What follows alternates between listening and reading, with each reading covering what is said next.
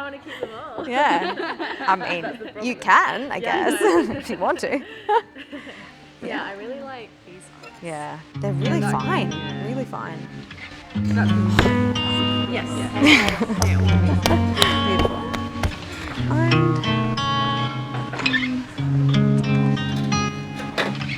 And needle. Yeah, the first time that I tried pottery on the wheel, it was terrible, and my ego took this most massive hit. I had in my head that I'd rock up in there and I'd make a breakfast set where I'd make cups and bowls and everything, and I ended up with thimbles, basically. So I left there feeling a bit defeated, and that motivated me to try it again.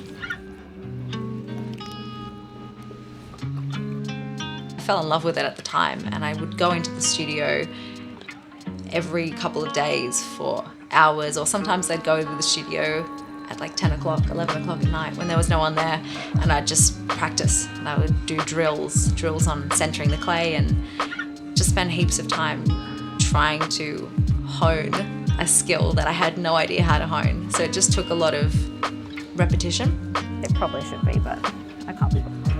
It's too soft, this clay. From there I just kept going back and kept finding new ways to get creative, finding new methods, research different ways of doing things, and would just go in and try them.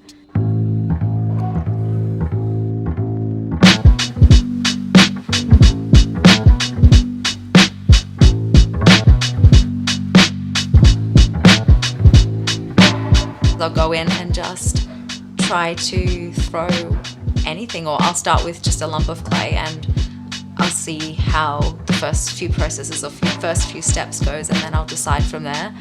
Some days I have inspiration that I've seen, or someone's given me an idea that they've wanted to see made into reality.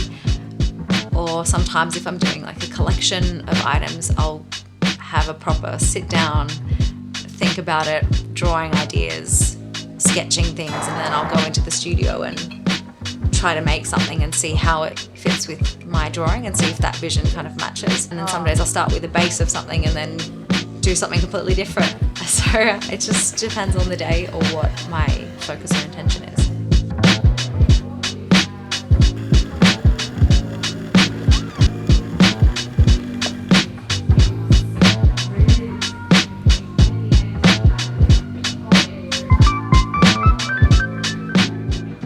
Of it itself is quite meditative. I find it's one of the only times where I can just be completely hyper-focused on something and the rest of the world can just completely melt away. You know, it just takes away so much. It can be a stressful practice at times because it doesn't always go your way, and it is, I guess, can be intensive on a physical level as well, but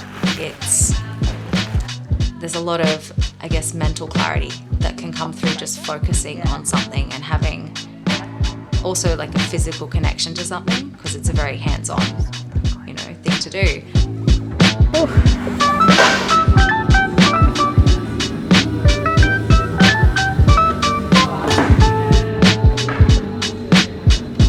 There's something beautiful about creating something from what was once earth and turning it into a vessel or something that can last for thousands of years technically, if it's made correctly.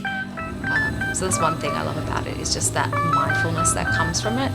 And then the other thing is just, the potential that's there.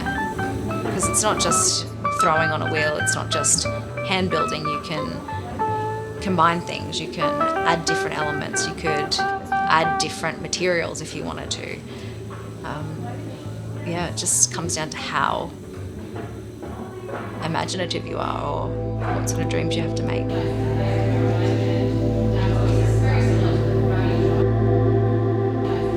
There's a lot of freedom to pottery.